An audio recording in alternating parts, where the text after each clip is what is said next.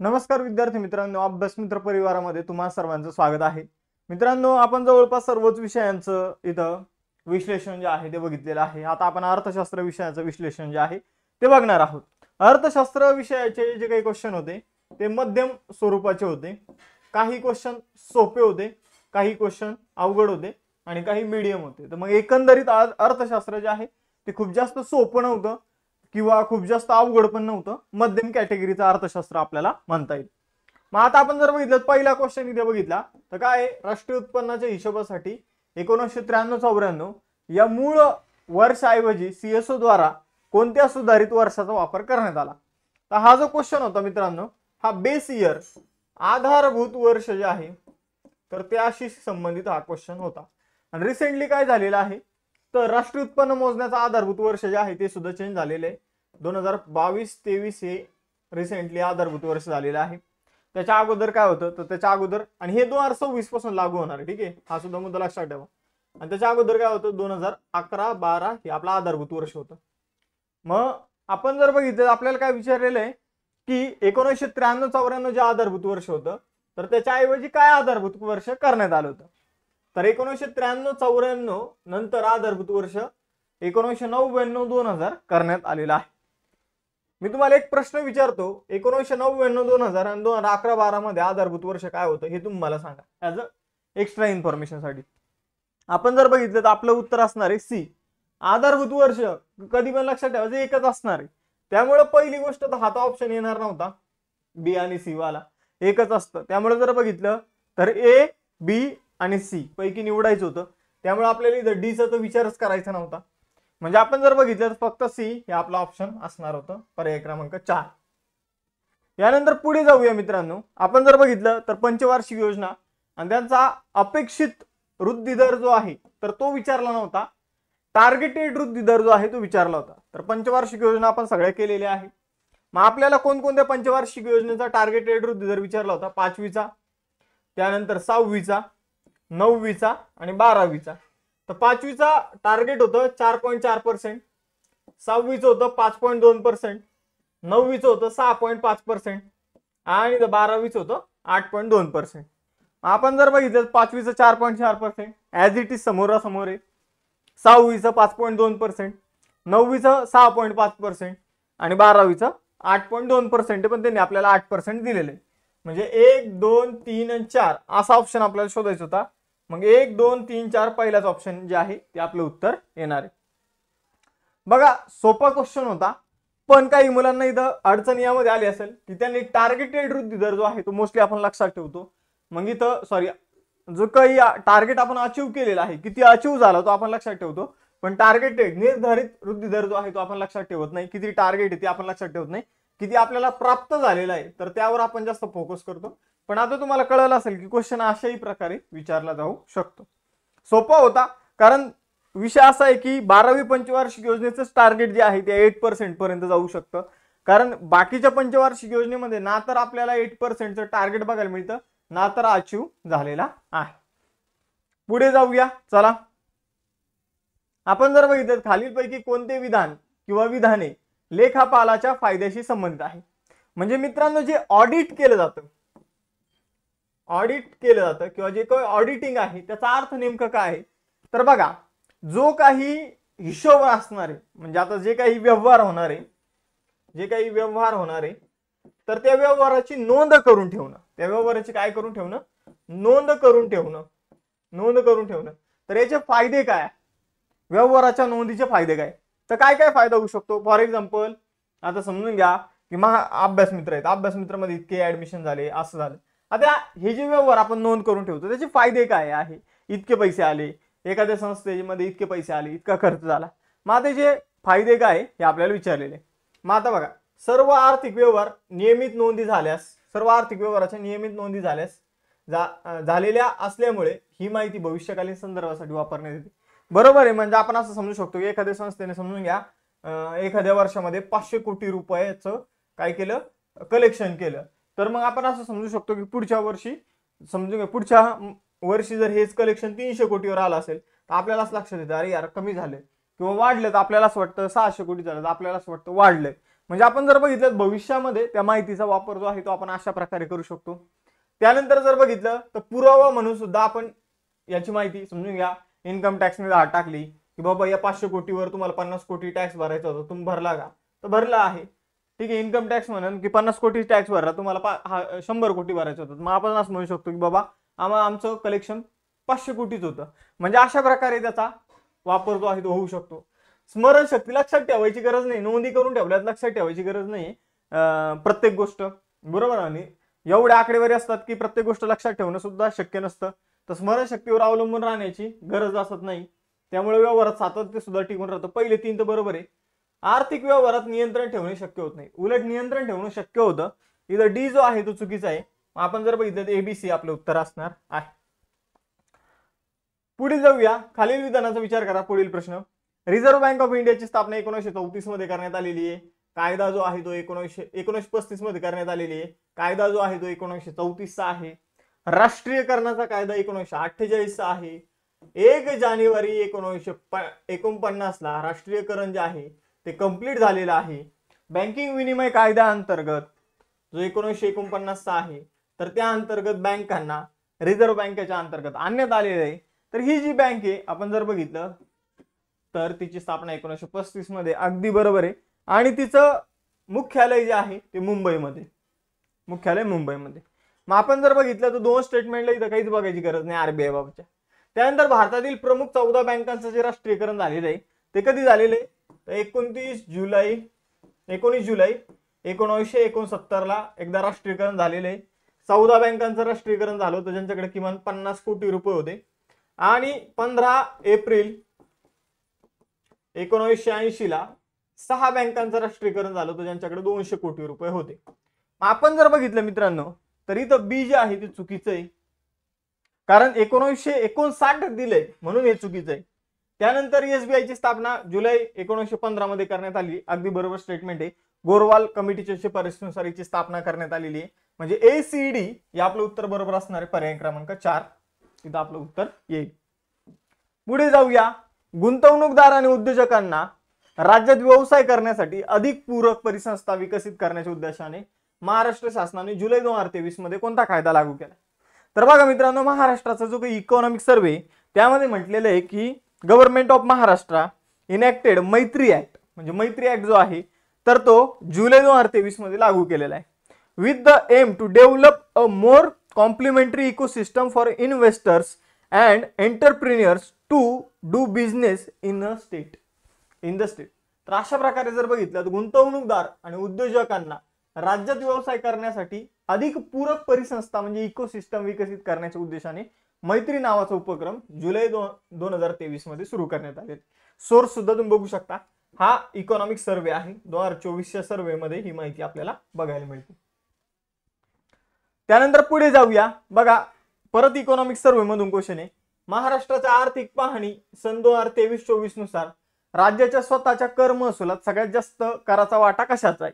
तर राज्याच्या कर महसुलात सगळ्यात जास्त वाटा आहे जीएसटीचा, स्टेट जीएसटीचा.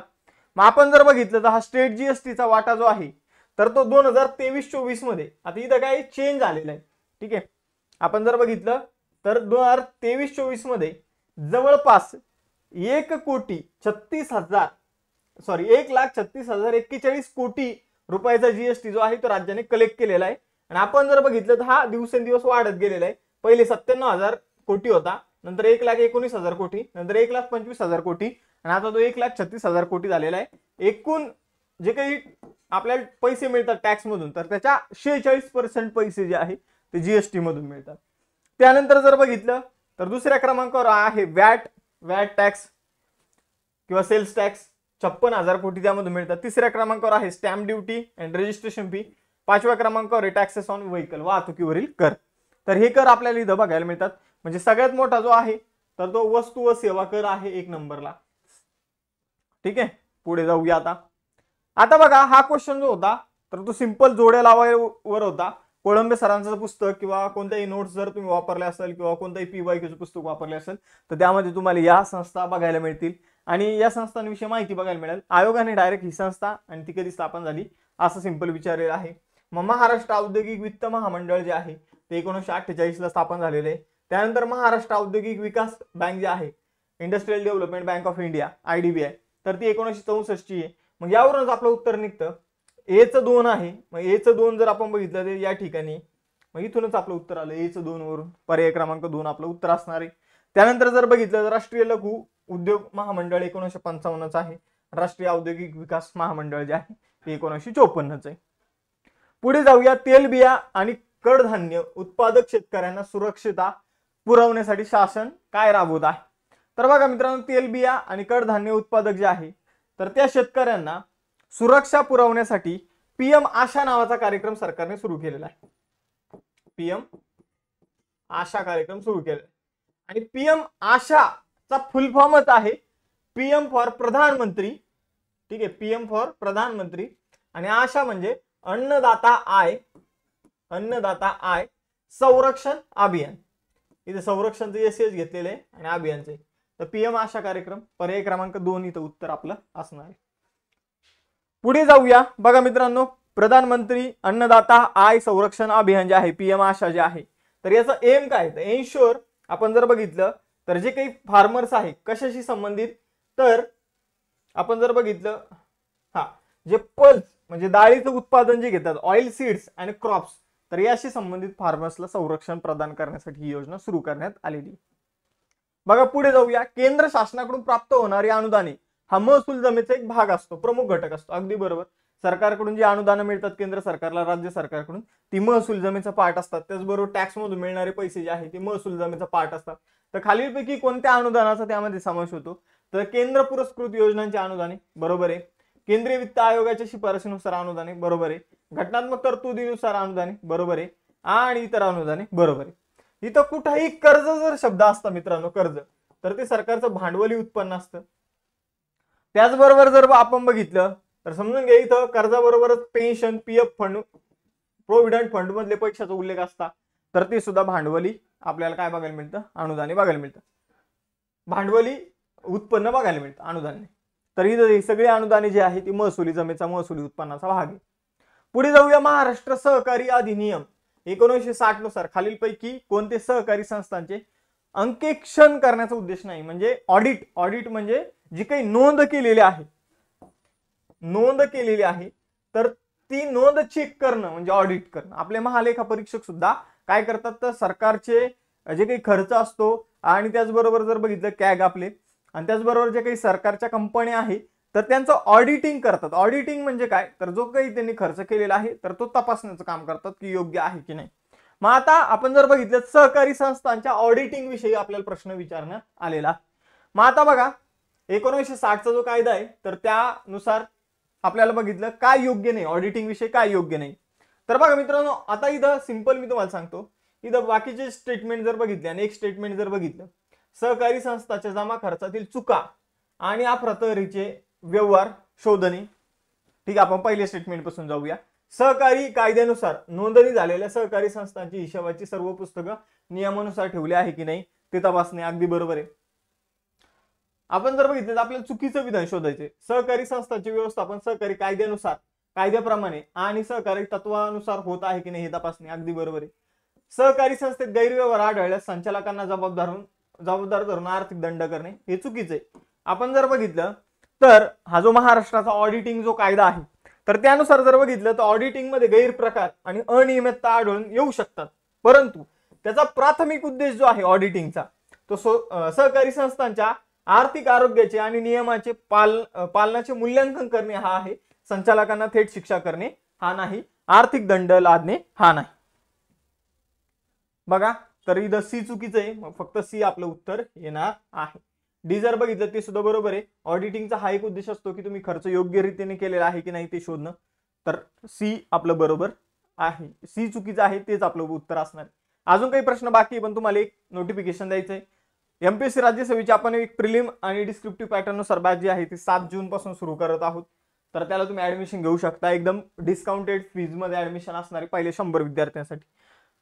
कंबाईनची फाउंडेशन बॅच आपण सुरू करत आहोत 2025 एक्झामसाठी, ती तुम्ही जॉईन करू शकता. कंबाईन गट ब मुख्य परीक्षेसाठी आपण यशस्वी बॅच जी आहे ती सुरू करत आहोत. त्याचबरोबर आपल्या क्लास नोट्स आहे. हा नोट्स पॅक जर तुम्ही घेतला यामध्ये आपण भविष्यामध्ये ज्या नोट्स बनवू त्या सुद्धा तुम्हाला इथं बघायला मिळतील.